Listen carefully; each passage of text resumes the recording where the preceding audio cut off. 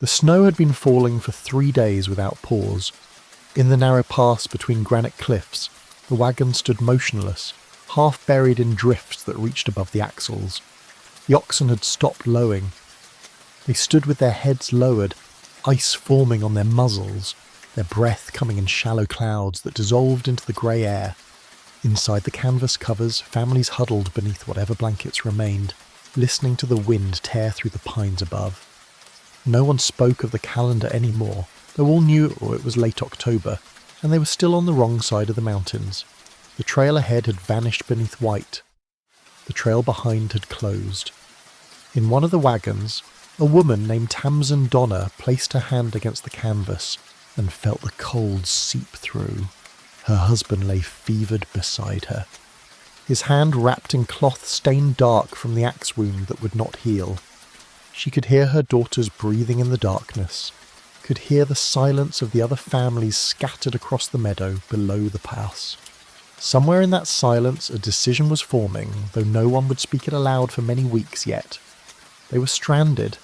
Winter had arrived a month early in the Sierra Nevada, and they had provisions for perhaps 2 weeks more. Chapter 1. The Spring of Departure. Good evening, and welcome to the Bedside Historian. The night is quiet now, and the world has grown small and still. Wherever you are listening from tonight, whatever hour finds you seeking rest, know that you are safe here in this moment. The shadows of the past cannot reach you, but let us drift backward in time together to a spring morning in 1846, when the future still seemed bright and the western horizon held only promise. Before you sleep, consider subscribing to this channel so that we may meet again in the darkness when history whispers its truths. Now, settle in. Close your eyes, if you wish, and let us begin. In the town of Springfield, Illinois, the month of April arrived with dogwood blossoms and the smell of turned earth. The winter had been long, and now the roads were drying, and farmers walked their fields assessing what the frost had spared.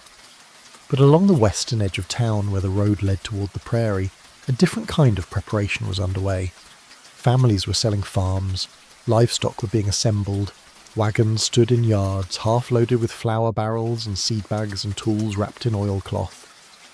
The word California had taken root in the public mind like a fever that would not break. In newspapers and taverns, men spoke of land grants and gold-bearing streams and valleys where cattle grew fat without winter feed. The reports came from explorers and missionaries, from soldiers returning from the Mexican territories, from letters that arrived months after their writing. The distance was 2,000 miles. The journey would take 5 months if all went well, but the rewards, it was said, justified any hardship. A man could claim 640 acres simply by building a house and working the soil. The climate was temperate, the harbours were deep, and Mexico's hold on the territory grew weaker with each passing season. Among those preparing to depart was a man named James Reed, 45 years of age, formerly of County Armagh in Ireland, now a furniture manufacturer with a house on 2nd Street and capital enough to outfit his family properly for the crossing. Reed was a man of confidence and opinion, tall and well-dressed, known in Springfield for both his business acumen and his quick temper. He had served in the Black Hawk War alongside a young surveyor named Abraham Lincoln. He owned property and held debts, but California represented something beyond mere profit. It represented reinvention, the possibility of founding something significant in a land not yet fully claimed by American law. Reed purchased 3 wagons for his family. The largest he designed himself, a 2-story affair with a stove and sleeping bunks and an entrance that required steps, which the other emigrants would come to call the Pioneer Palace. For his wife Margaret, who suffered from persistent headaches, he built a feather bed into the frame. For his 4 children and his wife's elderly mother, he ensured there would be comfort on the trail. He hired teamsters. He purchased 20 oxen. When the wagon train assembled on the final morning in Springfield, Reed's outfit was among the most impressive, a statement of means and ambition visible to all. The Donner brothers joined the company at the same time, though they came from a farm 15 miles distant. George Donner was 62, a man of Prussian descent who had been born in North Carolina and migrated west through Kentucky and Indiana before settling in Illinois. He had buried 2 wives and married a third, a woman named Tamsin Eustace, who had been a schoolteacher in Massachusetts before coming west. Tamsin was 44, small-framed and educated, a woman who painted wildflowers and read poetry and taught her daughters from books she carried in a trunk. George's brother Jacob was 56, a quieter man, less given to grand gestures, but steady and known for his judgment. Between them, the Donner brothers brought wealth accumulated over decades of farming, perhaps $10,000 in coin and valuables sewn into quilts and hidden in wagon floors. They brought cattle and horses. They brought children from multiple marriages, a combined family of 13 souls ranging from infants to young men in their 20s. When the wagons gathered, the Donners were respected, sought after for their experience and their resources. George Donner was elected captain of the train by popular vote, a position that carried responsibility for order and decisions on the trail. Others joined as well, families whose names would become inseparable from the journey's end. The Breens, a large Irish Catholic family from Iowa, led by Patrick Breen, a farmer with 7 children and a pregnant wife. The Graves family recently arrived from Illinois, prosperous and well-supplied, with 9 children and hired men. The Murphys, a widow named Lavina and her extended family, including married daughters and grandchildren, 17 people travelling in shared wagons. The Kesebergs, a German couple with 2 young children, who kept somewhat apart from the others due to Ludwig Keseberg's manner, which some found arrogant. Young bachelors signed on as teamsters and drivers, men seeking opportunity in California without the burden of establishing households first. By mid-April, the company numbered over 30 wagons and perhaps 90 people, though the count fluctuated as families joined and departed during the first weeks of travel. They departed Springfield on the 15th of April, though the road west had been travelled for some time already that season. The established route followed the Kansas and the Platte rivers across the prairie, then tracked northwest along the North Platte to Fort Laramie, then continued west to Fort Bridger, and from there northwest again to Fort Hall, where the trail split, one branch going southwest to California, the other northwest to Oregon. The journey was well documented by this time. Thousands had made the crossing in previous years. Guidebooks existed, crude but functional, describing water sources and camping spots and the distances between landmarks. The danger was known but considered manageable for those who departed early and travelled steadily. The window for crossing the Sierra Nevada was narrow. Snow fell in the high passes by November. Emigrants needed to reach the mountains by October at the latest to ensure safe passage. Those who departed in April from Missouri or Illinois could expect to arrive in California by September, if no disasters occurred. The math was simple, the risks were calculable, and so the families rolled west under spring skies, their oxen leaning into the yokes, their children walking beside the wagons through grass that reached the hubs. The prairie crossing was uneventful in the manner of all such crossings, monotonous and slow. The wagons covered 15 miles on good days, less when the terrain was difficult or the oxen tired. The landscape unfolded in endless repetition, horizon to horizon of grass, broken by occasional creek bottoms where cottonwoods grew and the company could rest in shade. The weather was fine through May. Wildflowers bloomed across the plains in waves of colour. The children gathered them. The women cooked over buffalo chip fires, having learned quickly that wood was scarce on the open prairie. The men hunted antelope and prairie fowl. At night, the wagons formed a loose circle, and families sat outside eating and talking, while the stock grazed under watch.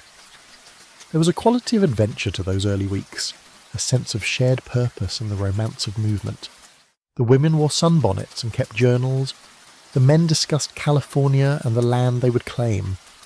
No one spoke of failure.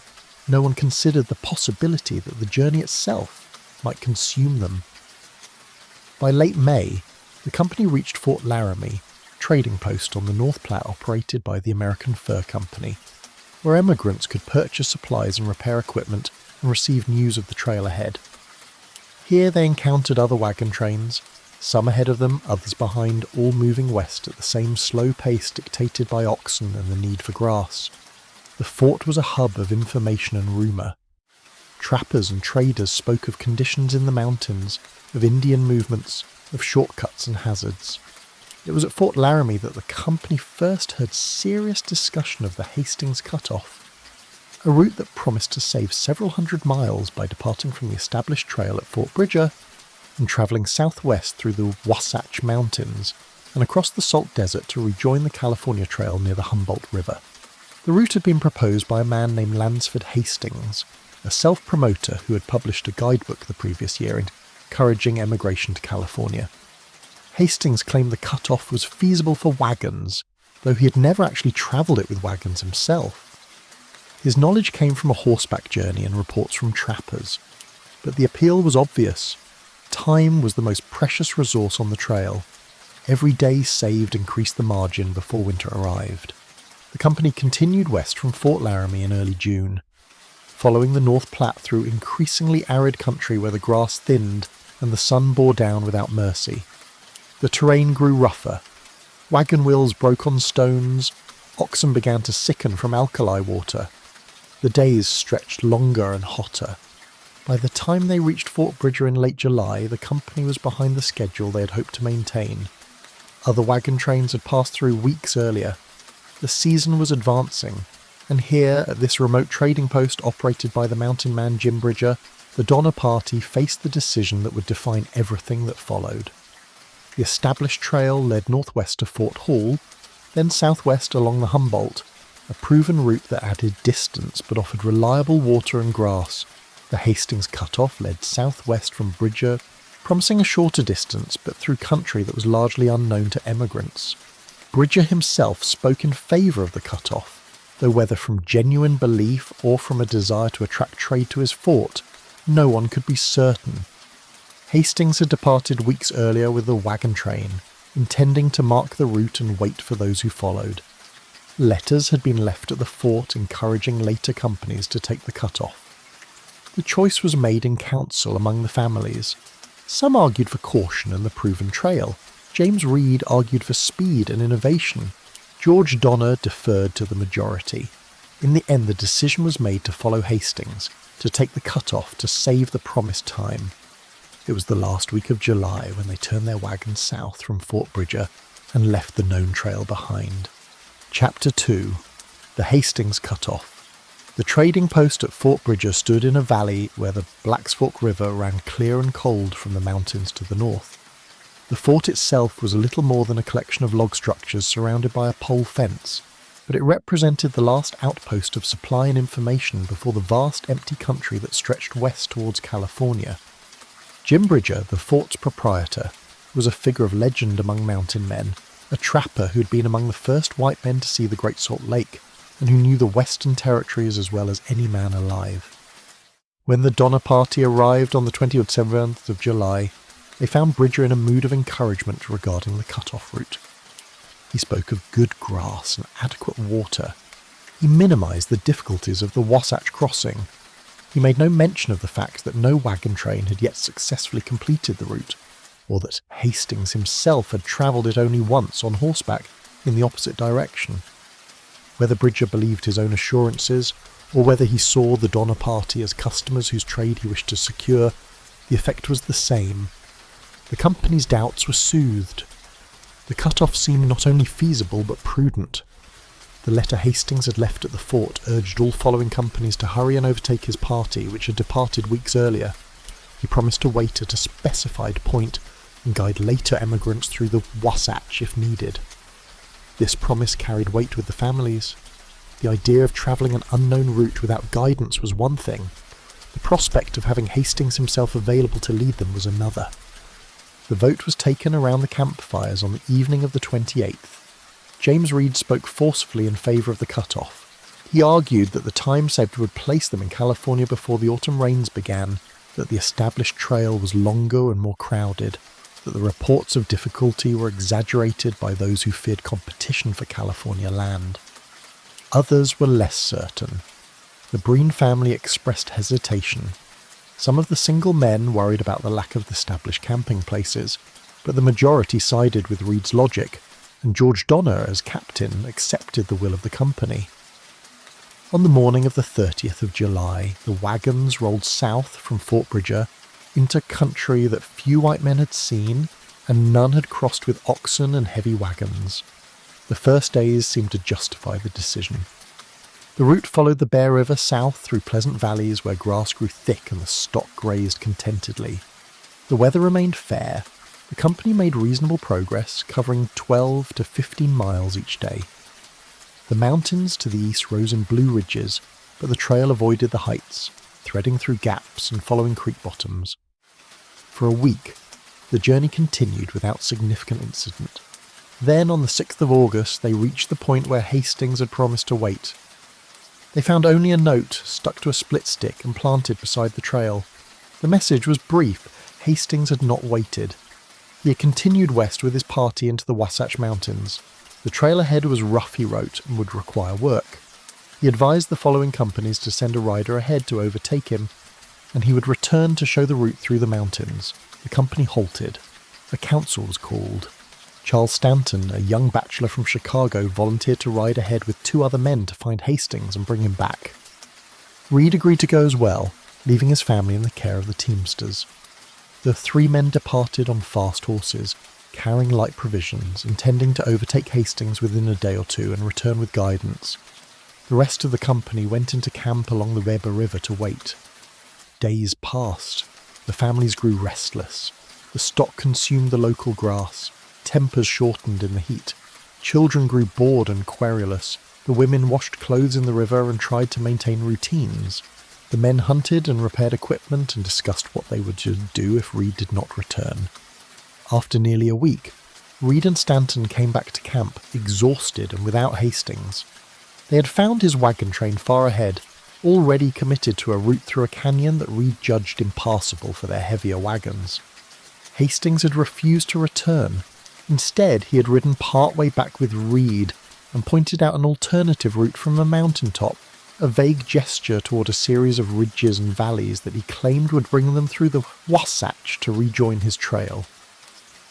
Reed had tried to map the route by sight, but the terrain was complex, fold upon fold of timbered slopes and rocky draws. Hastings had then returned to his own company, leaving Reed to lead the Donner Party through as best he could. The company departed the Weber River camp on the 10th of August and entered the Wasatch Mountains with Reed acting as pathfinder. What followed was a nightmare of labour that consumed 3 weeks and broke the spirit of cooperation that had sustained the company thus far. The route Reed had seen from the mountaintop proved to be no route at all, merely a succession of obstacles that required constant work to overcome. The slopes were too steep for loaded wagons. Trees grew too close together for the wagons to pass. Boulders blocked the narrow valleys. The company was forced to stop repeatedly and cut road where none existed, chopping down trees, levering rocks aside, building crude ramps over deadfalls. The work was back-breaking and slow. On good days they advanced 2 miles, on bad days they barely moved at all. The oxen strained in their yokes until their shoulders bled. Wagon tongues snapped. Wheels cracked against stones. Tempers flared into arguments and arguments into near violence. Reed and the Donner brothers struggled to maintain order, but the frustrations were too great. Families began to blame one another for delays. The German Kesselberg was accused of not pulling his weight. Reed's Palace car, so impressive in Illinois, became an object of resentment for the difficulty of moving it through the forest. The women and children suffered differently. The mountain crossings required that families walk beside the wagons to lighten the load, trudging through underbrush and over rocky ground in heat that grew oppressive in the narrow valleys where air did not move. Water was scarce except at the creek bottoms where the company camped.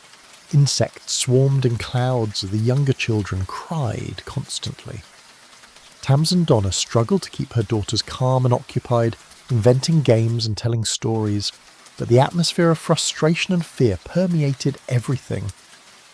Margaret Reed, suffering from her chronic headaches, remained in the wagon for much of the crossing, unable to help with the work or the children. The elderly mother, known to the company as Grandma Keys, grew weaker by the day, the exertion and altitude taking their toll on her failing heart. She died on the 29th of August in a canyon that had no name, and they buried her beside the trail, marking the grave with stones because there was no time to carve wood properly. The company could not afford to pause for mourning. Every day lost in the Wasatch was a day stolen from the margin before winter. They emerged from the mountains on the 1st of September, having taken 3 weeks to travel what should have required one. The wagons rolled down into a valley where the grass grew in swaths of green, and the company went into camp beside a creek to rest the oxen and repair the damage to equipment. But the mood was bitter. The cutoff had saved nothing. If they had taken the established trail to Fort Hall, they would have travelled more miles, but arrived at this point weeks earlier. Instead, they had wasted August, the best travelling month, fighting through mountains that Hastings had assured them were passable with minimal effort. The promised shortcut had become a trap of delay, and now ahead of them lay the next section of the Hastings route, which Reed's scouting party had glimpsed from a distance and which filled them with dread. The salt desert stretched for 80 miles without reliable water or grass, a vast alkali flat that reflected the sun like white fire, and where the heat rose in visible waves. Hastings had crossed it, so it was possible, but he had crossed it with his company intact and his animals relatively fresh. The Donner Party approached the desert with oxen already worn from the Wasatch struggle, with wagons damaged and in need of repair, and with morale fractured by the ordeals of the previous month. They rested for 4 days beside the creek, which some called 20 wells for the number of springs that fed the water. The men worked on the wagons, replacing broken components, tightening wheels, waterproofing the canvas covers. The women baked bread and cooked what fresh meat the hunters brought in, knowing that the desert crossing would allow no cooking fires. The stock grazed and drank and slowly recovered some strength. On the evening of September 5th, the company held a council to discuss the crossing. The plan was to travel at night when the heat was less intense, to load the wagons with as much water as the barrels could hold, to drive the stock without stopping until the far side was reached. Maps left by Hastings suggested that water could be found at the base of the mountains on the desert's western edge, a distance he estimated at 40 miles. Other reports suggested 50 or 60 miles. No one knew with certainty. The company would have to trust to the information they had and hope it was accurate. They would depart at dusk on the 6th and drive through the night and into the following day, stopping only when water was reached or the oxen could go no farther. The families prepared in silence, each absorbed in private calculations of risk and necessity. When the sun set on the 6th of September and the wagons began to roll west into the desert, the air was already cooling, and overhead the stars emerged in patterns the emigrants did not recognise. Constellations of the deep west where the sky seemed larger than in Illinois. Chapter 3. The Salt Desert. The surface of the desert was not sand, but a crust of white salt that broke beneath the wagon wheels and released a fine alkaline dust into the air. The dust rose in clouds behind each wagon and hung suspended in the stillness, coating the emigrants' skin and clothing and burning their eyes and throats. The oxen walked with their heads lowered, already thirsty, their hooves crunching through the crust and sinking into softer soil beneath. The night was clear and cold. The stars provided enough light to see the wagons ahead and behind, a long line of shapes moving slowly across the flat expanse like a funeral procession winding through a landscape of the dead. No one spoke except the teamsters, who called to the oxen in low voices, urging them forward. The children rode in the wagons, wrapped in blankets against the cold, too exhausted to complain.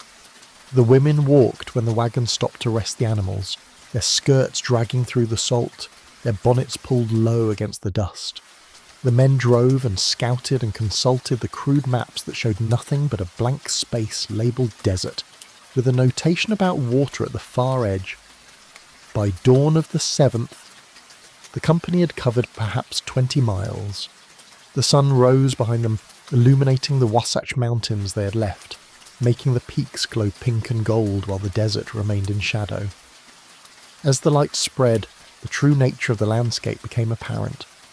The flat continued west to a horizon that seemed impossibly distant, broken only by occasional low hills that offered no shelter or promise of water. The heat built quickly once the sun was fully up, and the alkali reflected it back with an intensity that made the air shimmer and distorted distances. The oxen began to suffer within hours. Their tongues swelled, their eyes grew dull. The teamsters gave them water from the barrels, but the amounts were limited, and the animals needed more than could be provided. By midday, some of the oxen were staggering in their yokes. The company halted to rest during the worst heat, but there was no shade and no relief.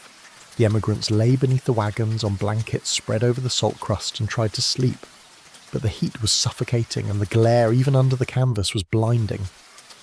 They resumed at dusk and continued through the second night. Progress was slower. Several oxen collapsed and had to be unyoked and left behind. The strongest animals were redistributed among the wagons, but this meant some wagons had to be abandoned when there were not enough oxen to pull them. The Reed family lost one of their wagons, and James Reed ordered it unloaded, salvaging what supplies he could carry in the remaining 2 wagons and leaving the rest beside the trail. Other families did the same. The desert began to fill with the debris of travel, abandoned furniture and tools and supplies that emigrants had carried from Illinois and now had to discard in order to continue. The waste was appalling, but necessity overrode sentiment. Only survival mattered. Only reaching water mattered. And the water that the maps promised at 40 miles had not appeared. On the 3rd day, the company was in crisis. The oxen were dying. The water barrels were nearly empty. The emigrants themselves were suffering from thirst and the effects of the alkali dust, which caused violent coughing and burned the lungs with each breath. The younger children cried without ceasing. The older children walked in silence, their lips cracked and bleeding. Tamsin Donna gave her daughters sips of water from a flask she had hidden in her clothing, rationing it carefully, knowing it might be the only thing that kept them alive if the oxen failed entirely. Margaret Reed remained in the wagon, too weak to walk, attended by her daughter Virginia, who was 12 years old and already carrying the responsibilities of an adult. The men began to scout ahead on foot, desperate to find the mountains that supposedly mark the desert's end. James Reed walked for miles across the salt flat and saw nothing but more emptiness. He returned to the wagons and reported that the maps were wrong, that the distance was greater than stated, that they would have to keep driving and hope the oxen held out. On the 4th night, September 10th, the company finally glimpsed the mountains on the western horizon, dark shapes visible against the stars. The sight brought a surge of desperate energy. The teamsters urged the oxen forward. The families walked alongside the wagons, unable to ride any longer, needing to move to keep from collapsing. The mountains grew slowly closer through the night and into the dawn of the 11th. By mid-morning, the lead wagons reached the foothills and found a spring flowing from the rocks, clear cold water that pooled in a basin before sinking into the ground. The oxen smelled the water and lunged forward, breaking into a shambling run that brought them to the spring where they drank until their sides were distended. The emigrants fell to their knees and drank from cupped hands and wept from relief and exhaustion. The wagons continued to arrive through the morning and into the afternoon. Some did not arrive at all. Families straggled in on foot, their wagons abandoned miles back when the oxen finally collapsed. The company went into camp at the spring and took stock of what the desert had cost them. The losses were devastating. 36 oxen were dead. 4 wagons had been abandoned. Days of travel had been lost because the distance had been twice what the maps indicated. The cutoff that was supposed to save time had now consumed more than a month, and the calendar showed mid-September, dangerously late in the season for emigrants still east of the Sierra Nevada. The mood in camp was one of shock and recrimination. Families blamed James Reed for advocating the cutoff. Reed blamed Hastings for the false information. The Donner brothers tried to maintain calm, but their authority had been undermined by the succession of disasters. Some families talked of turning back, but that was impossible now. The desert could not be recrossed without animals, and the animals they had left were too weakened. The only option was to continue west and hope they could reach California before winter closed the passes. They rested at the spring for 2 days, then pushed on, following the route west toward the Humboldt River, where the cutoff was supposed to rejoin the California Trail. The country was arid and difficult, the grass sparse, the water alkaline. The remaining oxen continued to weaken.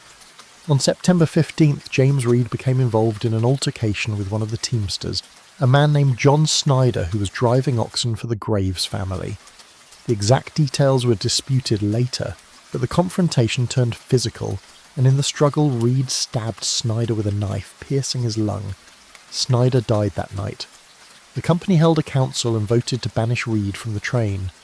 He was given a horse but no weapon, and told to ride ahead to California and send back supplies.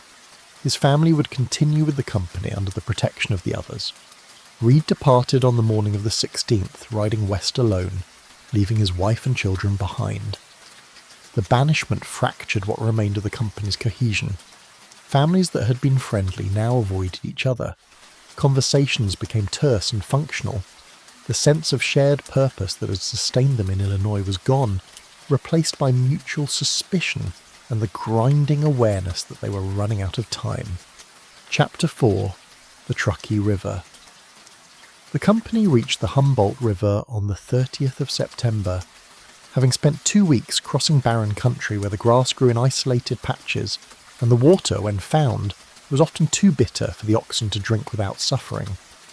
The Humboldt was not an impressive waterway by Eastern standards, merely a slow-moving stream that wound through sagebrush flats toward an eventual terminus in a sink, where the water simply disappeared into the ground.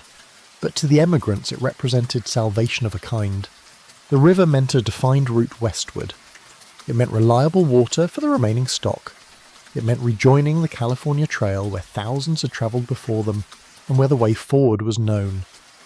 They followed the river west through early October, making slow progress, the wagons creaking along at perhaps 10 miles per day, the oxen lean and tired, but still able to pull. Other emigrant companies had camped along the river weeks earlier, and the grass near the trail was grazed down to nothing, forcing the Donner Party to drive the stock away from the river each evening to find forage. The nights were growing cold. Frost appeared on the sage in the mornings. The sky remained clear day after day, the sun tracking lower across the southern horizon as autumn advanced toward winter. On the 7th of October they encountered 2 men riding east along the trail, young men named Charles Stanton and William McCutcheon, who had left the company weeks earlier to ride ahead to Sutter's Fort in California and request supplies. McCutcheon had been forced to remain at the fort, too exhausted to make the return journey, but Stanton had come back with 7 pack mules loaded with flour and dried meat, sent by John Sutter as aid to the struggling emigrants. Stanton's return lifted the company's spirits immeasurably. Here was proof that California was reachable, that men could cross the mountains even this late in the season, that help was available from those who had already settled in the Sacramento Valley. Stanton brought news as well. James Reed had reached the fort safely and was organising a supply party to meet the wagons in the mountains. The route over the pass was difficult but feasible if they moved quickly. Snow had not yet fallen in the high country, though the season was late and the weather could change at any time. The company needed to hurry. Stanton urged them to abandon more wagons if necessary, to pack the remaining supplies on the oxen and mules and move as fast as possible toward the Sierra Nevada. The Humboldt River led them west through increasingly desolate country, the landscape turning harsh and empty as the river itself grew smaller, feeding into sloughs and marshes that supported nothing but mosquitoes and alkali stains. On the 20th of October they reached the Humboldt Sink, where the river ended in a series of stagnant pools that stank of decay and offered no grass for the animals. The company rested briefly, then pushed on toward the Truckee River, which flowed east from the Sierra Nevada and represented the final water source before the mountain crossing. The distance was 40 miles across another stretch of desert, though not as severe as the salt flat they had crossed in September. They travelled at night to spare the oxen from the heat. The landscape was silent except for the sound of wagon wheels and the occasional cry of a coyote in the darkness. On the morning of the 23rd they reached the Truckee River and followed it into the foothills of the Sierra Nevada, The great wall of mountains that had been visible on the western horizon for days now rising directly before them, blue and white against the autumn skies. The Truckee River Canyon was beautiful in a way that made the previous months of suffering seem almost worthwhile. The river ran clear and cold over granite boulders. Pine trees grew on the slopes, filling the air with their sharp, clean scent. The grass was thick in the meadows along the water. The oxen grazed hungrily, and the families made camp and washed clothes and repaired equipment, knowing this would be their last chance to rest before attempting the pass. Charles Stanton scouted ahead and returned with a report that the trail was steep but passable. The pass itself was perhaps 15 miles distant, a gap in the ridgeline at an elevation of 7,000 feet. Beyond the pass, the trail descended to a series of lakes and meadows, then continued down the western slope through timber to the Sacramento Valley. If the weather held, Stanton estimated they could cross in 3 days and be safely on the western side before any storms arrived. The company prepared to move on the morning of the 28th, redistributing loads, yoking the strongest oxen to the heaviest wagons, ensuring the children had warm clothing for the higher elevations. But on the night of the 27th, one of the oxen belonging to the Donner brothers wandered from camp, either spooked by a predator or simply straying in search of better grass. In the morning, the animal could not be found.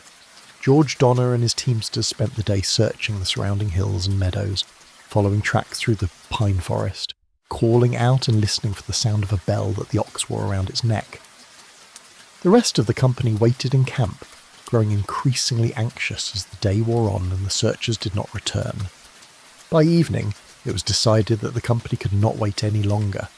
The pass had to be attempted while the weather remained clear. The Donner brothers would catch up once the ox was found. The main body of the company, now led by the Breen and Graves families with Stanton acting as guide, departed on the morning of the 28th and began the ascent toward the pass, leaving the Donners encamped near a creek 6 miles behind. The trail climbed steeply from the river canyon, switchbacking up granite slopes where the wagons had to be double-teamed, multiple yokes of oxen pulling each wagon in turn, while the families walked behind, carrying what they could to lighten the loads. The pine forest thinned as they gained elevation, giving way to scattered juniper and then to open slopes covered in sage and boulders. The air grew cold. The wind picked up, blowing from the west, carrying a smell that some of the emigrants recognised as the scent of approaching weather. By mid-afternoon, clouds had begun to form over the peaks ahead, dark masses that built rapidly, towering into the sky and blocking the sun. Stanton urged the teamsters to move faster.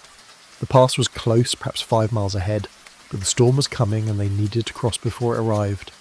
The oxen strained in their yokes, their breath steaming, their hooves slipping on loose rock. The children struggled to keep pace, their faces red from exertion, their legs aching from the climb. Tamsin Donner's daughters, travelling without their father who was still searching for the lost ox, held hands and encouraged each other, trying not to cry. By late afternoon, the lead wagons had nearly reached the gap in the ridgeline that marked the pass. The families could see the opening, could see the trail leading up through a final steep section and then over the top, but the clouds had descended now, wrapping the peaks in grey mist, and the temperature had dropped so quickly that the emigrants could see their breath in the air. The first snowflakes began to fall just before dusk, light flurries that swirled in the wind and melted when they touched the ground. Within an hour, the snow was falling heavily, thick wet flakes that obscured visibility and began to accumulate on the trail. The oxen balked, unwilling to continue in the blinding snow. The teamsters shouted and cracked their whips, but the animals would not move. Stanton rode ahead to scout the pass and returned with dire news. The trail was already covered in several inches of snow. The pass itself was drifted shut, the wind piling snow into the gap faster than men could clear it. Attempting to cross in these conditions would be suicide. The wagons would bog down, the oxen would freeze. The families would be trapped on the exposed slope without shelter. The only option was to retreat to lower elevation and wait for the storm to pass.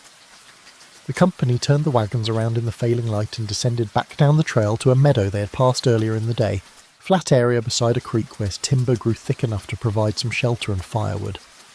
They made camp in the darkness while snow continued to fall, the flakes hissing in the campfires, melting on the canvas wagon covers. The emigrants huddled in their wagons and listened to the wind and tried to convince themselves that the storm would pass quickly, that in a day or two the weather would clear and they could make another attempt.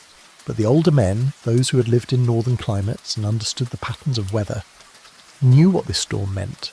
It was not a freak occurrence. It was the beginning of winter.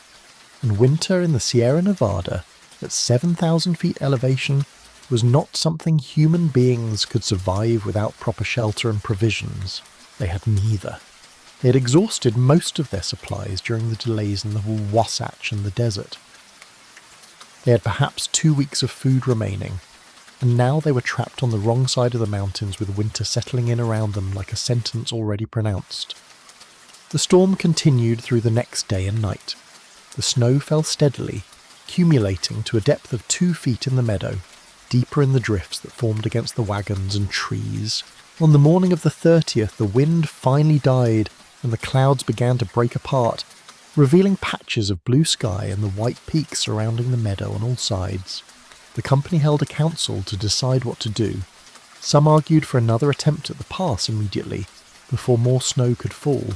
Others argued for remaining in camp and conserving strength. Charles Stanton urged them to try again, insisting that the pass might be crossable now that the storm had stopped.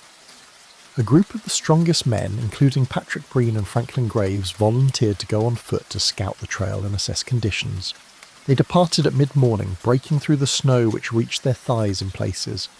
They returned in the afternoon, exhausted and frostbitten, reporting that the pass was impassable. The snow in the gap was 6 feet deep and still drifting in the wind. No oxen could pull wagons through it.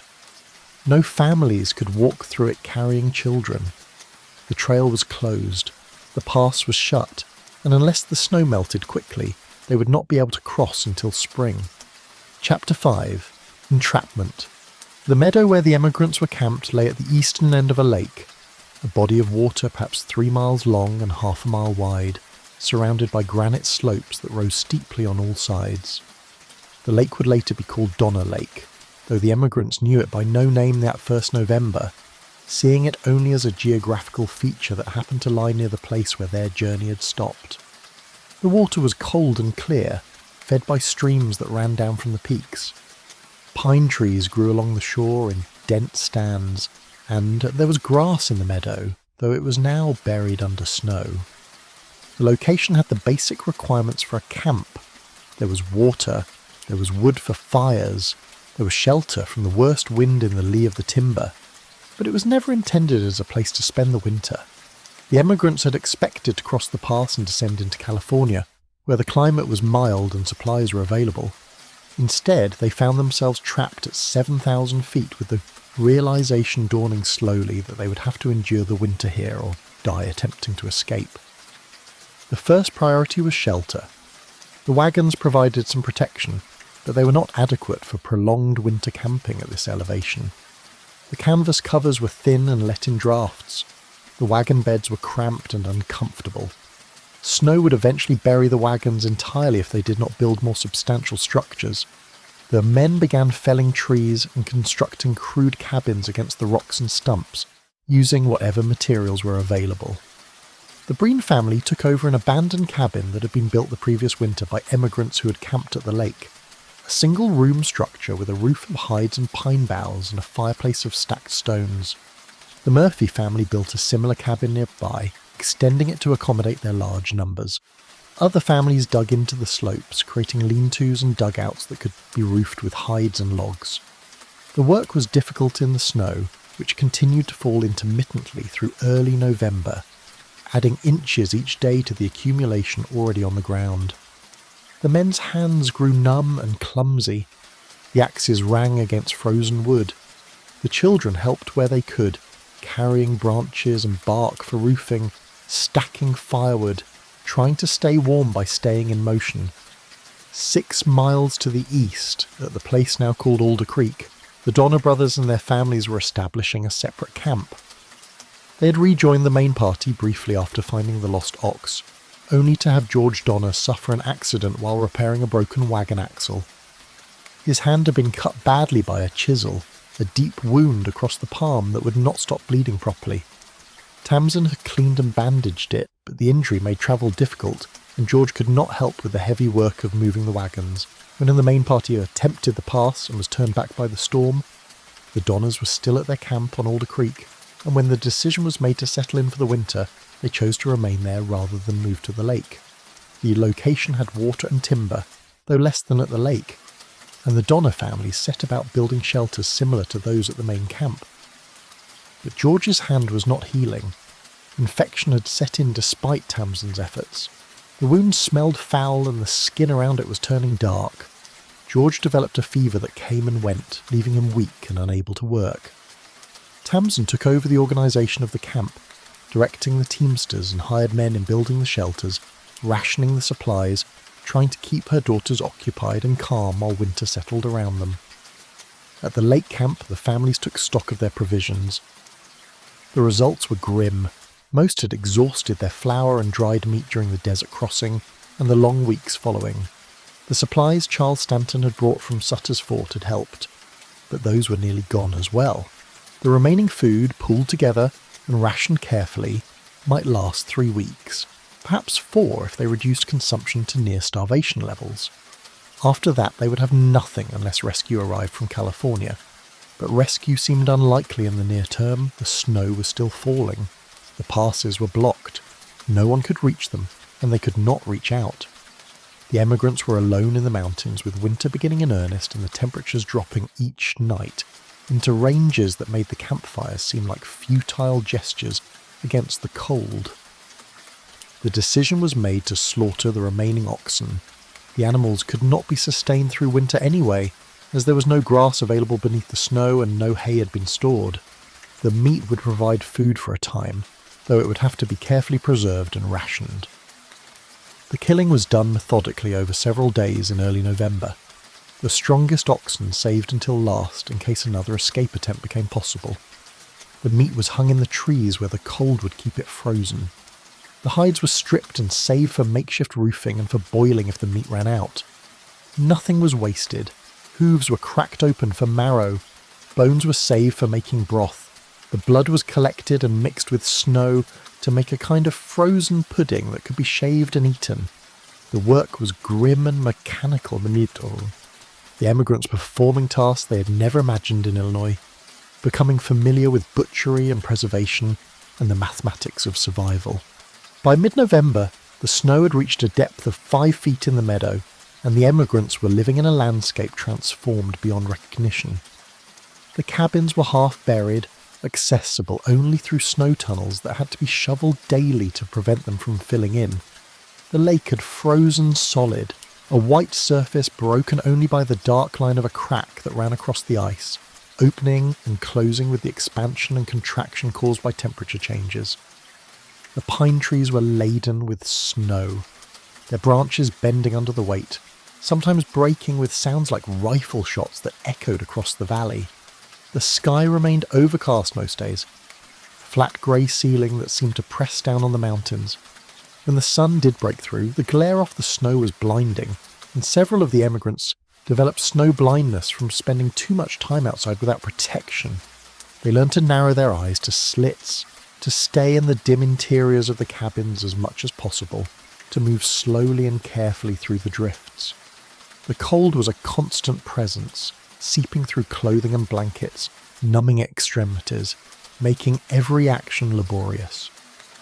The fires in the cabins provided some warmth, but fuel had to be gathered constantly, and the smoke from green wood filled the small spaces, causing coughing and burning eyes.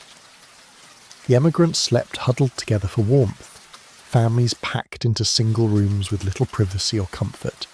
Hygiene became impossible. Washing was out of the question when water had to be melted from snow and conserved for drinking and cooking. Lice spread through the camps. Minor illnesses that would have been inconvenient in normal circumstances became serious threats in the weakened state the emigrants were entering. A cold could become pneumonia. A cut could become infected. Frostbite damaged fingers and toes that would never fully recover their function.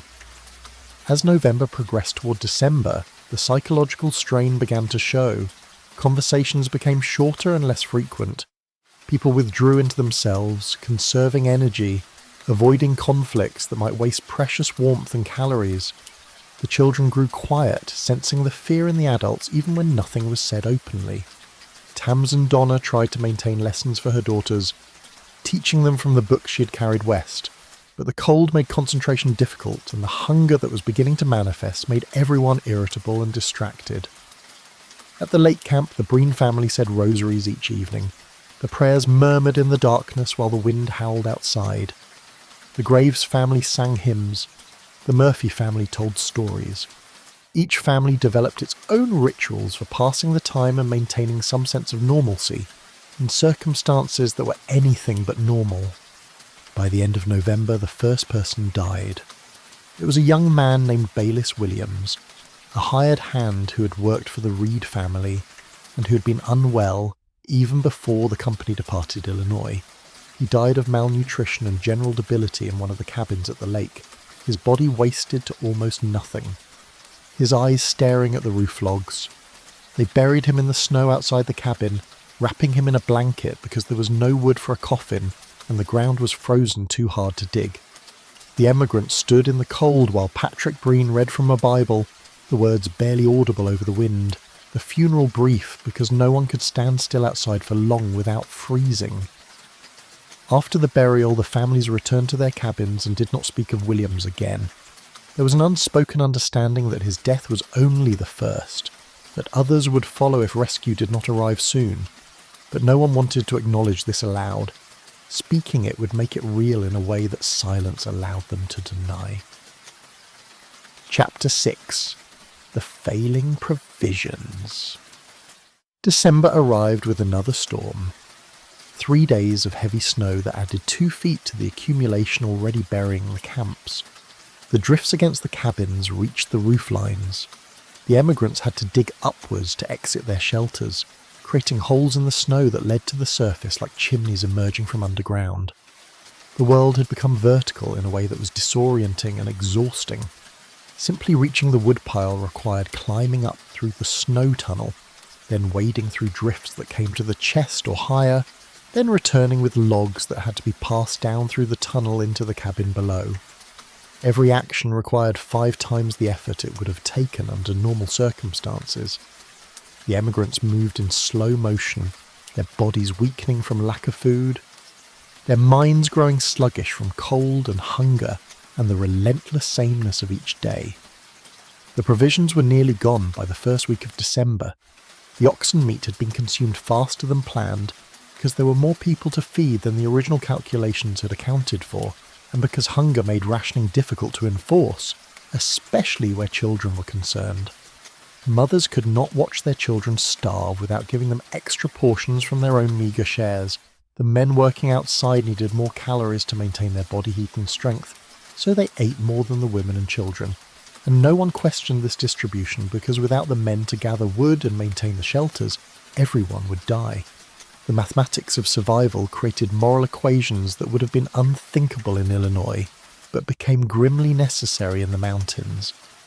When the oxen meat was exhausted, the emigrants turned to the hides they had saved.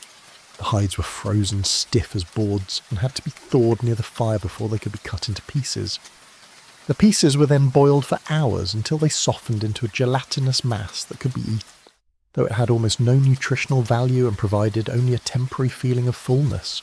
The taste was vile, like boiled leather, which is exactly what it was. The children gagged on it.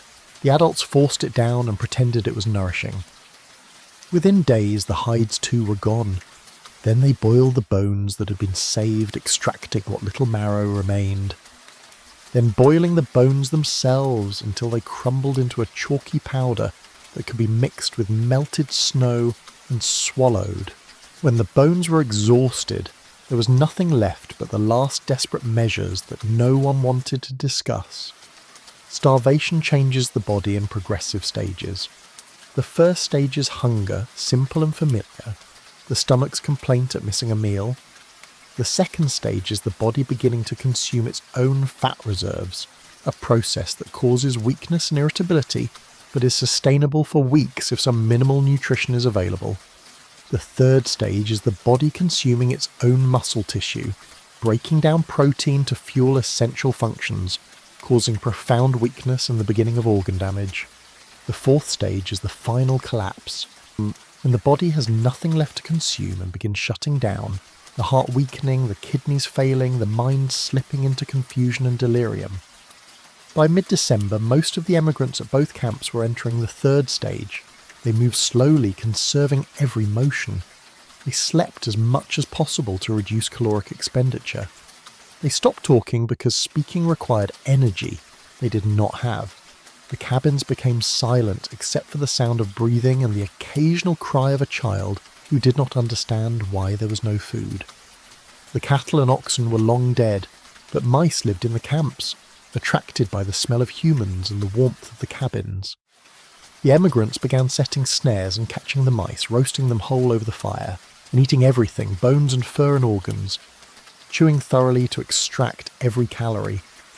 A single mouse provided perhaps 50 calories, barely enough to matter, but it was something. The children fought over the mice, the adults hid them from each other. The social bonds that had held the company together through the summer and fall were fraying under the pressure of starvation. Families became suspicious and possessive. Food, or the promise of food, became the only currency that mattered.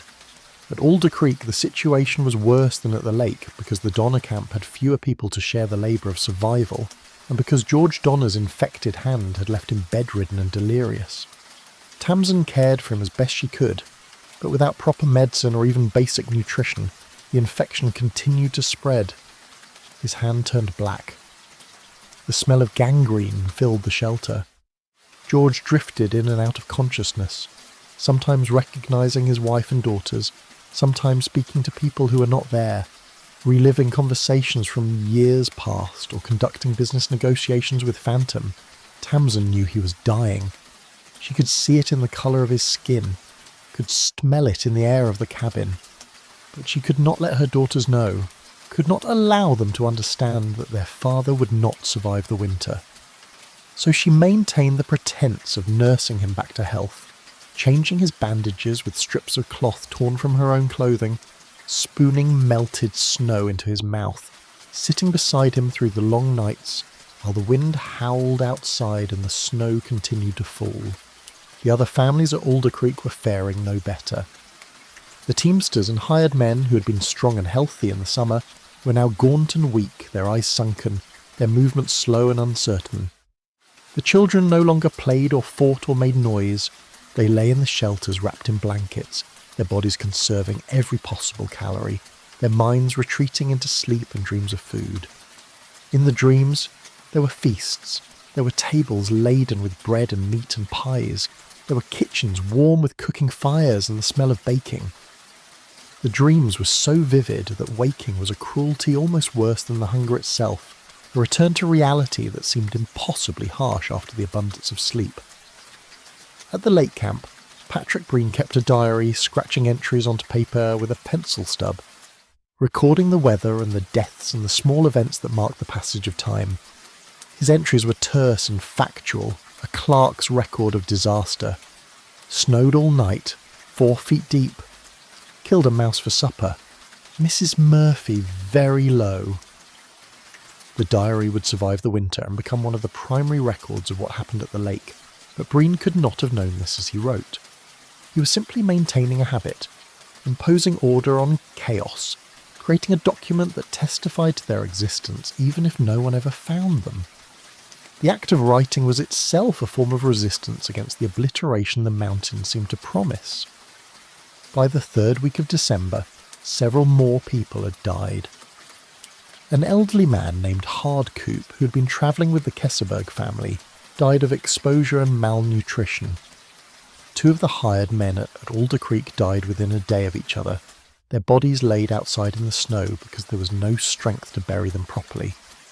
The Graves family lost a daughter, a young woman in her 20s who had been healthy in the summer, but whose body simply gave out under the combined stresses of cold and hunger and hopelessness. Each death was marked with brief ceremony, words spoken over a body wrapped in blankets or hides, then the corpse placed in the snow and covered and left for the winter to claim. No one wept anymore. There were no tears left. Grief required energy and emotion that the living could not spare. On the 20th of December, as the solstice approached and the days reached their shortest duration, a council was held at the lake camp to discuss one final desperate option.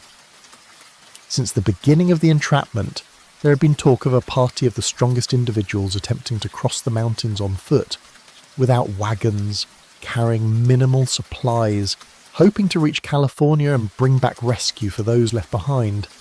The plan had been postponed repeatedly because the snow kept falling and the strength of even the strongest individuals kept diminishing. But now, with the provisions completely exhausted and the death toll mounting, the council decided that waiting any longer would mean everyone dying. A volunteer party would depart the day after the solstice, heading west over the pass on improvised snowshoes fashioned from oxenwood and hide strips. The goal was to reach the nearest settlement in the Sacramento Valley, a distance of perhaps 100 miles, most of it through mountain terrain and deep snow. No one knew if it was possible. No one knew if anyone in the volunteer party would survive the attempt. But the alternative was certain death for everyone at the camps, so the decision was made and the preparations began. Chapter 7. The Forlorn Hope. On the morning of December the 16th, 17 people gathered outside the cabins at the lake camp, their breath-forming clouds in the frozen air, their bodies wrapped in whatever layers of clothing could be spared from those staying behind. They had fashioned snowshoes from strips of oxenhide stretched across bent willow frames, crude implements that looked barely functional, but represented the only means of travelling across snow that now measured 12 feet deep in the meadows and deeper still in the drifts. The volunteer party consisted of 10 men, 5 women and 2 boys in their early teens.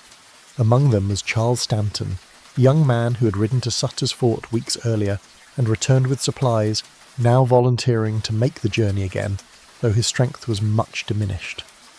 The Murphy family contributed, William Eddy and several others. The Graves family sent their daughter Mary. The Fosters sent Sarah and her husband William. Each carried a blanket and a small portion of food, perhaps 6 days of rations if carefully managed, though the journey was expected to take at least twice that long. The snow had stopped falling the previous day, and the morning was clear and bitterly cold, the sun rising over the eastern peaks and illuminating the white landscape with a brightness that hurt the eyes.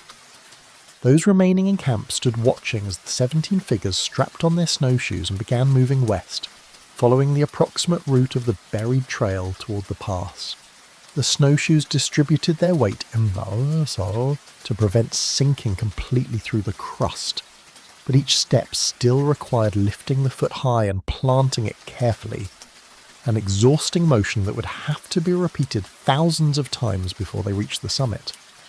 The families watched until the figures grew small in the distance, dark shapes moving across the endless white, then disappeared into the timber on the lower slopes.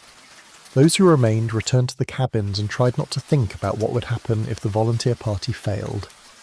Their own survival now depended entirely on those 17 people reaching civilization and convincing someone to mount a rescue expedition back into the mountains. The ascent to the pass took 2 days. The volunteers climbed through the forests where the snow had buried everything below the lowest branches of the pines, creating a strange, elevated landscape where they walked above what had been the ground, occasionally breaking through the crust and plunging into voids beneath where their legs would dangle in empty space until someone helped pull them back up. At night, they stopped and tried to build fires, but the snow was so deep that fires simply melted down through it and disappeared, sinking 20 feet to the ground below and going out in the resulting meltwater. They learned to build platforms of green logs laid crosswise, then build fires on top of the platforms, a technique that worked but required precious energy and time. They slept sitting up, huddled together for warmth, taking turns staying awake to tend the fire and watch for anyone who might be sliding into the fatal sleep that cold brings to the exhausted. On the second day, they reached the pass and saw California stretching away to the west, range after range of snow-covered mountains extending to the horizon, with no sign of the valley that was supposed to lie beyond. The sight was demoralizing beyond measure. They had hoped to see lower country, perhaps even bare ground, some indication that the worst was behind them. Instead, they saw only more mountains, more snow, more distance to cover, but there was no possibility of return. The camps behind them had no food left. Going back meant dying slowly with the others. The only option was forward, so they descended the western side of the pass and continued into the wilderness of the Sierra Nevada high country, following a route that none of them knew, guided only by Charles Stanton's memory of the trail he had ridden in October, when the ground had been visible. The food they carried was exhausted by the fourth day. They found themselves walking through a landscape empty of all life. No animals, no birds, nothing but snow and rock, and the skeletal shapes of trees stripped bare by winter. Hunger began to affect their judgment. Some wanted to turn back. Others insisted on continuing. Arguments broke out over direction and pace and whether to stop for rest or push on through exhaustion. William Eddy, a carriage maker from Illinois, emerged as a leader of sorts, his stubbornness and physical strength keeping the group moving even when others wanted to quit. But even Eddy's strength was failing. By the sixth day they were staggering rather than walking, their snowshoes breaking apart and being repaired with strips torn from their clothing, their feet frozen inside boots that had long since soaked through. On the night of December 24th, Christmas Eve, the group made camp in a small clearing where they managed to build a fire on a platform of logs. They sat around the flames and tried to ignore the fact that they had not eaten in 3 days and had no prospect of food ahead. Charles Stanton sat slightly apart from the others, his back against a tree, his eyes closed. He had been growing weaker for several days, falling behind the group, having to be helped through difficult sections. Now he appeared to be resting, perhaps sleeping. The others left him alone while they discussed what to do. Some argued for remaining in place and waiting for rescue, though rescue seemed impossible in this remote location. Others insisted they had to keep moving or they would freeze. The debate continued for hours until someone noticed that Stanton had not moved or spoken in a long time.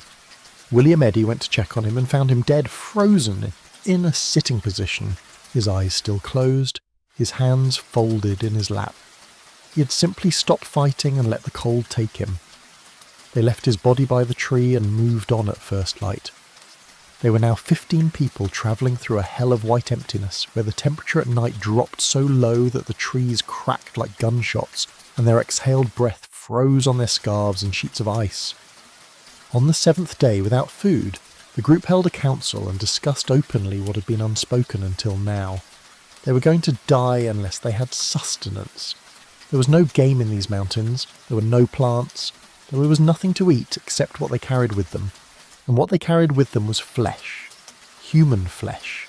The flesh of their own bodies if they died naturally, or the flesh of someone chosen to die so that others might live. The discussion was quiet and matter-of-fact, stripped of emotion by the extremity of their situation.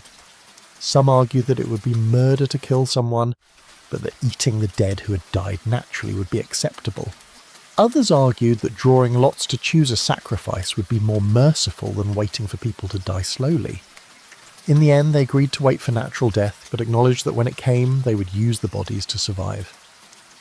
On the night of December 25th, Christmas night, a storm descended on the mountains with wind that tore through the trees and snow that fell so heavily that visibility dropped to nothing.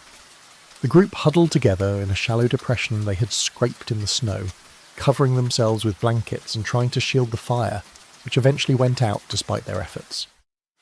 The storm continued through the night and into the following day and night, a blizzard that buried them where they lay.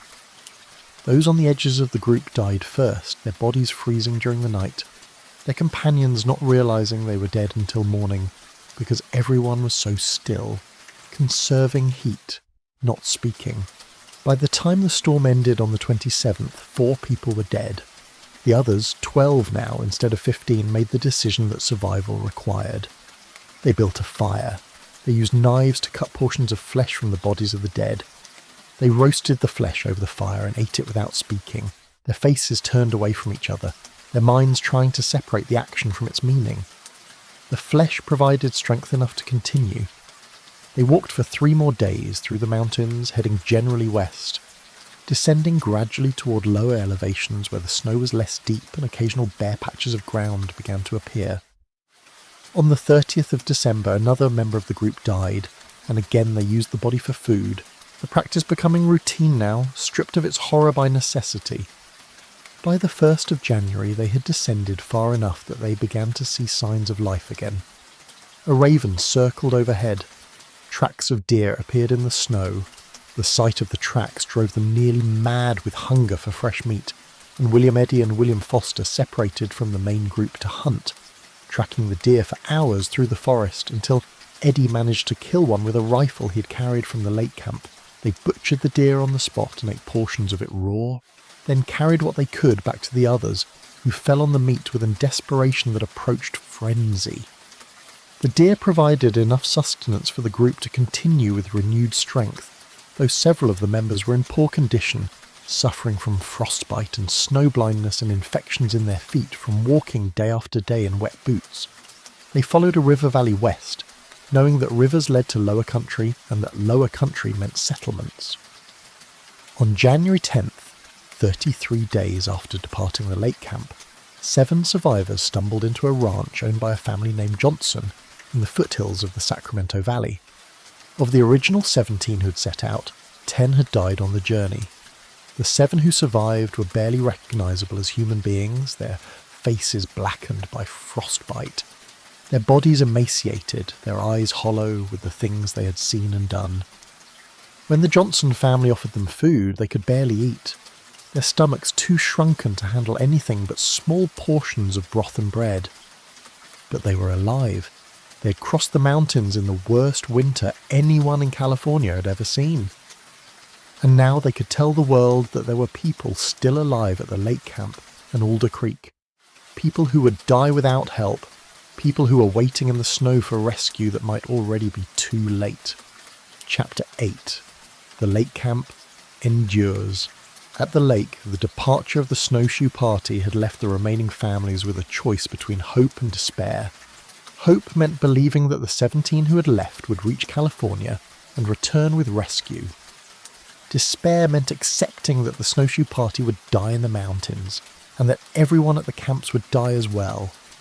Most chose hope, or at least chose to pretend to hope, because the alternative made continued existence unbearable.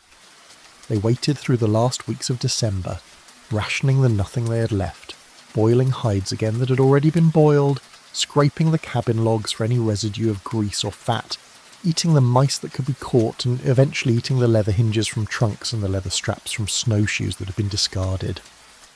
Hunger became a permanent condition, not something that came and went with meals, but a constant gnawing emptiness that filled consciousness and pushed out almost every other thought. The cabins were dark most of the time now, because keeping fires burning required gathering wood, and gathering wood required energy that no one had to spare. The families lay under whatever blankets remained, sometimes 2 or 3 families sharing a single cabin to pool their warmth.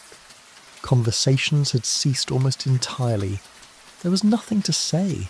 The children lay quietly, their faces thin and grey, their eyes too large in their skulls, their bodies burning through the last reserves of fat and muscle. The adults watched the children and tried not to think about what would happen when the children's bodies had nothing left to burn. Some prayed, some slept, some simply stared at the cabin walls and waited for whatever would come next. Patrick Breen continued his diary through December and into January, his entries growing shorter as his strength failed. Snowing fast, looks as if it would snow all day. We all feel very unwell, froze hard last night. Mrs. Murphy said here yesterday that thought she would commence on Milt and eat him. The last entry about Mrs. Murphy and Milt Elliott, a young teamster who had died days earlier, was written without comment or judgment, simply a factual statement about a conversation that had occurred. The line between the living and the dead was blurring. Bodies that died were placed outside in the snow, but the snow was so deep and the living so weak that burial was impossible. The dead lay where they were placed, frozen solid within hours, preserved by the cold, waiting. In the Murphy cabin, Lavina Murphy and her extended family faced the darkest decisions. Mrs. Murphy was an elderly woman. past 70, who had lost several family members already, including her son-in-law and one of her grandsons. She was too weak now to walk, too weak sometimes to speak coherently. Her daughter and the other women in the cabin cared for her as best they could, but there was nothing to give her, no food, no warmth, only the illusion of comfort. The body of Milt Elliott lay outside the cabin, frozen in the snow, accessible if someone had the strength and the will to do what Mrs. Murphy had spoken of. For days, the family avoided the subject, refused to acknowledge what they were thinking. Then, in early January, one of the younger men in the cabin went outside and did not immediately return. When he came back inside, he brought with him pieces of flesh cut from Elliott's frozen body. He placed them near the fire to thaw. No one spoke. No one looked at each other. When the flesh was thawed enough to cook, it was cooked. When it was cooked, it was eaten. The children were told it was beef. Some of them believed it. Others knew but ate anyway because their bodies demanded it. In the Breen cabin, Patrick Breen refused to allow such actions, citing his Catholic faith and his belief that cannibalism was a mortal sin that would damn the soul regardless of circumstances. His family supported his decision, or at least did not openly oppose it, and they continued to slowly starve while in the neighbouring cabins other families made different choices. The Breen survival through January was partly luck, and partly the result of Patrick's careful rationing, and partly due to the fact that they had hoarded more supplies in the early weeks than they had admitted to the other families. When the others had been sharing their last provisions, the Breens had hidden some flour and some dried meat in a cache outside the cabin. Now that cache kept them alive while others resorted to measures that Patrick recorded in his diary with terse notation but without explicit detail. At the Graves cabin, the situation had become unspeakable. Franklin Graves had been one of the men to depart with the snowshoe party, leaving his wife and several children at the lake. Mrs. Graves was a capable woman, strong-willed and practical, but the weight of keeping her family alive through the winter pressed down on her like the snow pressed down on the cabin roof. 2 of her young children had died in January, their small bodies unable to withstand the combined effects of starvation and cold. Their deaths had occurred on successive nights, as if one had given the other permission to let go. Mrs. Graves had wrapped them in blankets and placed them outside, but she knew, as everyone knew, what the bodies represented. They represented survival for those who remained. The mathematics were brutal and unavoidable. Each body was perhaps 60 or 70 pounds of flesh that could sustain the living for weeks if properly rationed. The alternative to using the bodies was watching the remaining children die as well. Mrs. Graves made her decision in silence and did not explain herself to anyone. The moral burden was hers alone to carry. The psychological transformation that occurred in the camps during January was more profound than the physical starvation. Taboos that had defined civilization and humanity for millennia were being erased by necessity. The emigrants discovered that human beings could do almost anything if the alternative was death, could cross lines they had never imagined crossing, could commit acts they would never have believed themselves capable of in Illinois or Iowa. But they were not in Illinois anymore. They were in a place where the normal rules did not apply, where survival was the only law and everything else was negotiable. Some of the emigrants prayed for forgiveness even as they did what they believed was necessary. Others simply shut down the part of their minds that made moral judgments and acted on instinct, their bodies directing their actions without consulting with their consciences. The dead accumulated through January. The very young died first, their small bodies having fewer reserves. The elderly died next, their systems too worn to fight. The infants died because their mothers had no milk to give them, the mothers' bodies having shut down milk production weeks earlier, and starvation became severe. Each death created a complicated calculus of grief and opportunity. The grief was real but had to be suppressed. The opportunity was unspeakable but undeniable. The living stripped the dead of their clothing first, needing the extra layers for warmth. Then they placed the bodies outside where the cold would preserve them. Then, when hunger became overwhelming, they did what had to be done. Families tried to maintain some boundaries. They would not use the bodies of their own immediate family members. They would not use the bodies of the very young if any alternative existed. They would not speak of what they were doing while they were doing it. These small rules created the illusion of maintaining humanity even while engaging in acts that seemed to deny it. By late January, the camps had grown quiet in a way that went beyond mere silence. It was the quiet of a place where most hope had died, where people were simply existing from one moment to the next without any real belief that rescue would arrive. The storms continued through the month, adding snow to snow, burying the cabins deeper. The emigrants had to dig upwards through 15 feet of packed snow to reach the surface, and when they reached the surface, they found themselves in a landscape where all landmarks had disappeared, where the world was reduced to white and grey and the occasional dark shape of a tree trunk protruding from the drifts. The lake had vanished beneath the snow. The creek beds were filled and invisible. The mountains surrounding the valley seemed closer somehow, as if the snow had raised the floor of the valley and compressed the space, creating a sense of enclosure and entrapment that was almost suffocating. On the last day of January, one of the children in the Murphy cabin died, a boy of 6 who had been failing for weeks. His death was noted in Patrick Breen's diary with a single sentence: "The body was placed outside." That night, through the cabin walls, the Breens could hear sounds from the Murphy cabin that Patrick chose not to record, and that no one discussed when morning came.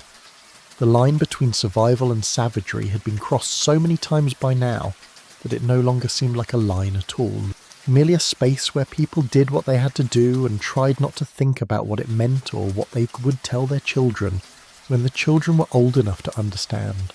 Chapter 9. The First Relief. In the Sacramento Valley, the survivors of the snowshoe party spent the days following their arrival recovering from their ordeal and telling their story to anyone who would listen. The tale they told was almost too horrific to believe, and some of the settlers dismissed it as exaggeration born of trauma and exhaustion. But the physical evidence of the survivors' suffering was undeniable. Their blackened faces where frostbite had killed the tissue, their missing toes and fingers, their emaciated frames, the haunted quality in their eyes. Something terrible had happened in the mountains, and whether every detail of their account was accurate or not, it was clear that people were dying and that those who remained alive needed immediate help. John Sutter, the Swiss immigrant who operated a fort and trading post in the valley, took charge of organising a rescue effort. Sutter was a man of vision and ambition who had built his small empire through a combination of charm, ruthlessness, and strategic positioning in California's political landscape. He understood that rescuing the stranded emigrants would bring him prestige and gratitude, and he also understood that abandoning them would stain his reputation permanently. He put out a call for volunteers and offered payment to anyone willing to make the dangerous winter journey into the mountains. The response was tepid. Most of the able-bodied men in the valley were away participating in the war with Mexico that had been ongoing for months. Those who remained were reluctant to risk their lives for strangers, especially given the condition of the 7 survivors who had barely made it out alive, and who represented the strongest members of the original party. By early February, Sutter had assembled a group of 7 men willing to attempt the journey. They were led by a mountain man named Reason Tucker, called Reesin by those who knew him, and included several other experienced outdoorsmen and a few young men seeking adventure or payment or both. They departed from Sutter's fort on February 4th carrying supplies of dried meat and flour loaded onto mules, following the same route the emigrants had taken in reverse, up into the foothills and then into the mountains proper. The going was difficult even with the advantage of travelling light and having no wagons to manage. The snow began appearing at 3,000 feet elevation and grew progressively deeper as they climbed. By the time they reached 5,000 feet, they were breaking trail through snow that reached their waists, the mules floundering behind them, the supplies having to be redistributed and carried on the men's backs when the animals could no longer proceed. They climbed for 2 weeks, following the approximate route of the emigrant trail, camping at night in snow camps where they dug pits down to bare ground and built fires in the pits, sleeping around the fires and waking with their blankets frozen stiff. The weather remained unstable, storms blowing through every few days, dumping additional snow and slowing their progress. They passed the spot where the snowshoe party had camped on Christmas Eve and found Charles Stanton's body still sitting against the tree, perfectly preserved by the cold, his features unchanged, looking as if he might wake up and speak. They did not stop to bury him. There was no time and no tools adequate for the task. They continued climbing toward the pass, following the landmarks described by the snowshoe survivors, looking for the lake that marked the location of the main camp. On the afternoon of February 18th, the relief party descended the western side of the pass and saw the lake basin below them, a white expanse broken only by a few dark spots that might have been tree stumps or rocks or something else. They shouted as they approached, announcing their presence, hoping for a response. At first, there was nothing, only the wind and the silence of the snow, and then from one of the dark spots a figure emerged, climbing up out of the snow, moving slowly and unsteadily. Then another figure appeared from a different location. Then more, until there were a dozen people standing on the surface of the snow, staring at the relief party as if they were apparitions. The rescuers approached and realised that the dark spots were holes leading down to cabins buried beneath the snow, and that the people standing on the surface were so emaciated and filthy that they barely looked human. Their skin was grey. Their eyes were sunken so deeply that the sockets looked empty. Their hair was matted and falling out. Their clothing hung on them in rags. Riess and Tucker distributed small portions of food to the survivors, warning them not to eat too much too quickly after such prolonged starvation. Some of the emigrants ignored the warning and made themselves sick, vomiting up the food almost immediately. Others ate slowly, tears running down their faces, unable to speak, clutching the bread and dried meat as if it were the most precious thing in the world. The rescuers moved from cabin to cabin, assessing the situation, trying to understand how many people were still alive and how many had died. The count was confusing because some families had members at the lake, and other members at Alder Creek 6 miles distant, and some of the survivors were incoherent from starvation and could not provide clear information. Gradually the rescuers pieced together the situation. Approximately 48 people had been at the 2 camps when the snowshoe party departed. Now, in mid-February, perhaps 32 remained alive, though several of those were in such poor condition that they might not survive even with food. The rescuers entered the cabins and found scenes that would haunt them for the rest of their lives. Bodies of the dead lying on the floors or stacked in corners, some partially consumed, the remaining flesh dried and preserved by the cold. Survivors lying in bunks or on the ground, too weak to move, their skin stretched tight over their bones, their breathing shallow and laboured. The stench inside the cabins was overwhelming despite the cold, a mixture of unwashed bodies and death and things the rescuers did not want to identify. In the Murphy cabin they found Lavina Murphy barely alive, lying under blankets, murmuring incoherently. Around her were the bodies of several family members in various states of use. The rescuers did not ask questions. They distributed food and tried to assess who was strong enough to travel. The plan was to take out as many people as possible in the first relief effort, prioritising the children and those who seemed capable of walking. The rescuers could not carry the weakest survivors through the deep snow, and they could not wait at the camps for everyone to regain enough strength to travel because their own supplies were limited. The decision of who would go and who would stay was agonising. Some families had to be split up, with some members leaving and others remaining behind to wait for a second relief party. The Breen family chose to stay together and wait. The Reed family's children were selected to go because they were young but still relatively strong. Margaret Reed, though weak, insisted on walking out with her children. The Graves family sent several of their younger children with the rescuers. Tamsin Donna from Alder Creek sent her 3 oldest daughters, but chose to remain with her youngest child and her dying husband, refusing to abandon George even though staying likely meant her own death. The first relief party departed the lake camp on February 22nd and with 23 survivors, most of them children. The journey back across the pass was a nightmare. Many of the emigrants were too weak to walk on their own and had to be helped or carried. The rescuers distributed the children among themselves, sometimes carrying one child for a mile, then going back for another.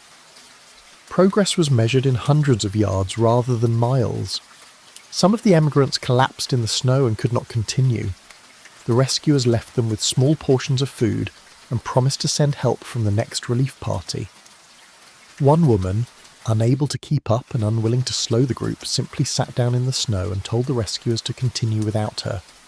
She died that night, freezing in place where she sat, her body found weeks later by a subsequent relief party. Of the 23 who started the journey out with the first relief, only 17 reached the valley alive. The others died along the trail or were left behind when they could not continue. But those 17, mostly children, represented hope for the families still trapped in the mountains. They were proof that rescue was possible, that people could be brought out alive. News of their arrival reached the settlements and generated renewed interest in mounting additional relief efforts. Money was raised, more volunteers came forward, supplies were gathered. The second relief party departed from the valley on March 1st, 13 days after the first relief had left the lake. They carried more food, more blankets, more determination, but they also carried the knowledge learned from the first relief party's reports of what was really happening in those buried cabins. They knew what they would find when they reached the camps, and they went anyway, because someone had to go, because people were dying, because the alternative was abandoning the survivors to a fate that no human being should have to endure. Chapter 10, The Last to Leave. The second relief party reached the lake camp on March 3rd and found the situation even worse than the first party had described. In the 2 weeks since the first relief had departed, several more people had died, and those who remained were in desperate condition. The Breen family was still intact, but barely alive, Patrick Breen having maintained his refusal to engage in cannibalism, but now so weak that he could hardly stand. The Murphy cabin held only 2 survivors, Lavina Murphy herself, now too far gone to save, and a young boy named Simon, who had somehow endured when others around him had perished. The other cabins held similar scenes of survival balanced on a knife's edge. The rescuers distributed food and began the process of sorting who could travel and who could not. This time, the Breens agreed to leave, understanding that waiting for a third relief might mean waiting to die. Margaret Reed's children, who had made it out with the first relief, had sent back letters with the rescuers describing the safety and warmth of the valley, and these letters were read aloud to the survivors as encouragement. At Alder Creek, the situation was even more grim. George Donner had finally died of his infected hand and general debility, his death recorded as occurring in mid-March, though the exact date was uncertain. Tamsin Donner remained alive with her youngest daughter, but she refused to leave when the second relief party arrived, insisting she would not abandon the camp until every effort had been made to save everyone. Her other children had already been taken out with the first relief, and the rescuers tried to convince her to come with them for the sake of her youngest. But Tamsin was adamant. She would wait for the third relief. She would care for those who could not travel. She would not leave people behind to die alone. The rescuers could not force her, and they could not wait, so they took those who were able to walk and left Tamsin with her daughter, and the few others who remained at Alder Creek. The second relief party left the lake on March 4th with 17 survivors. The journey out was complicated by the arrival of another storm, one of the worst of the season, which trapped the party on the trail for several days and consumed most of their food supplies. Several of the emigrants died during the storm, their bodies left in the snow because there was no way to carry them.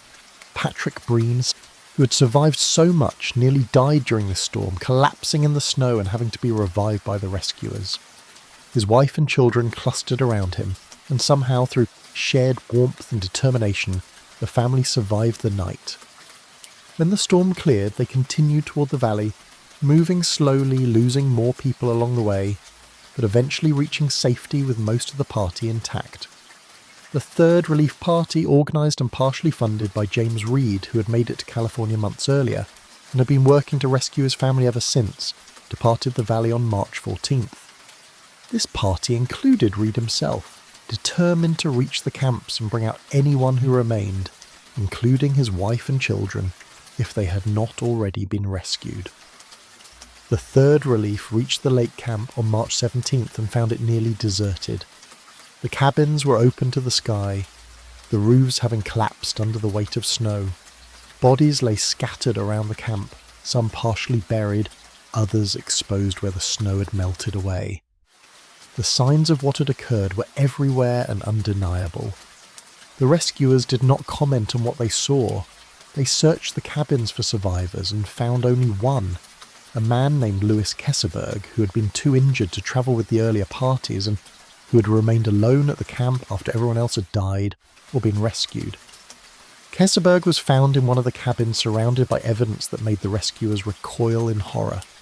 He had survived the weeks alone by consuming the bodies of those who had died, including, according to later testimony that he never fully denied, the body of Tamsin Donner, who had apparently walked from Alder Creek to the lake camp sometime after the second relief departed and had died there, though the circumstances of her death remained unclear. Kesselberg's story was confused and contradictory. He claimed she had died of natural causes and that he had merely used her body to survive, as he had used other bodies. But the rescuers suspected worse, suspected that he might have killed her for food, though they had no proof. They took Kesselberg back with them to the valley, where he would later face accusations and judgment, though no formal charges were ever brought because the evidence was ambiguous and because California's legal system was rudimentary in those years. The fourth and final relief party reached the camps in mid-April, when the snow had finally begun to melt and the true scope of the disaster became visible. They found the remaining bodies, those that had not been consumed, scattered around both camps. They found the personal effects of the families, the wagons and tools and books and clothing that had been carried all the way from Illinois and Iowa, and that now lay abandoned in the mud and melting snow. They gathered what bodies they could and buried them in mass graves, though the ground was still frozen in places and many bodies had to be left where they lay. They collected the valuables that remained, intending to return them to surviving family members, though much had been lost or destroyed. They documented what they found in reports that would later become part of the official record of the disaster. By late April, the camps were empty. The cabins stood as monuments to suffering, their walls blackened by smoke, their floors stained with blood and worse. The snow continued to melt through May and into June, revealing more evidence of what had occurred, more bodies, more remnants of the emigrants' lives. Travellers on the California Trail in the summer of 1847 passed the lake and saw the ruins and heard the stories and were sobered by the knowledge of how close to death the emigrant experience could bring a person. The name Donner became synonymous with the disaster, though the Donner brothers themselves had not been at the lake camp but at Alder Creek 6 miles away. The party as a whole had numbered 87 people when they became trapped in October. By the time the last survivor was brought out in April, 40 had died. The death toll would have been higher if not for the relief parties and the desperate measures the survivors had taken to endure. The toll would have been lower if not for the series of decisions and delays that had brought the party to the mountain so late in the season. The survivors dispersed into California and the broader West, trying to rebuild their lives, trying to forget or at least to live with what they had experienced. Some succeeded in creating new lives, marrying and raising families and becoming respectable citizens who rarely spoke of that winter. Others were marked permanently by the trauma, unable to function normally, haunted by memories and guilt and the knowledge of what they had done to survive. The children who survived grew up with fragments of memory, half-understood images of cold and hunger and things they had witnessed but could not fully process. Some of those children, decades later, would write their own accounts of the winter, trying to make sense of it, trying to create narratives that explained how such things could happen to ordinary people. The California Trail continued to be used by emigrants in the years that followed, though most who travelled it made certain to depart early enough in the season to avoid any possibility of being trapped by winter. The Donner Party became a cautionary tale told around campfires and in guidebooks, a reminder that nature did not care about human ambitions or plans, that the mountains would kill anyone foolish enough to underestimate them. The pass where the party had been turned back was eventually named Donner Pass, and the lake where they had camped was named Donner Lake, though whether these names honoured the dead or simply identified the location of a tragedy was never entirely clear. In the end, What happened in the Sierra Nevada during the winter of 1846 and 1847 was neither unique nor unprecedented in the broader history of human suffering. People have always faced starvation. People have always made impossible choices when survival was at stake. What made the Donner Party remarkable was not the fact of cannibalism, but the fact that these were ordinary middle-class families, educated people with resources and plans and futures, who found themselves reduced to the most primitive struggle for existence. They had left civilization willingly, seeking opportunity in California, and they had ended up in a place where civilization's rules no longer applied, where the only law was survival and the only morality was staying alive one more day. The mountains remained after the emigrants were gone, white and silent and indifferent, waiting for the next winter and the next travellers who might be caught in the snow. The passes filled and emptied with the seasons. The cabins at the lake eventually collapsed and rotted away, leaving only depressions in the ground and scattered artefacts that were slowly claimed by the forest. Time moved forward.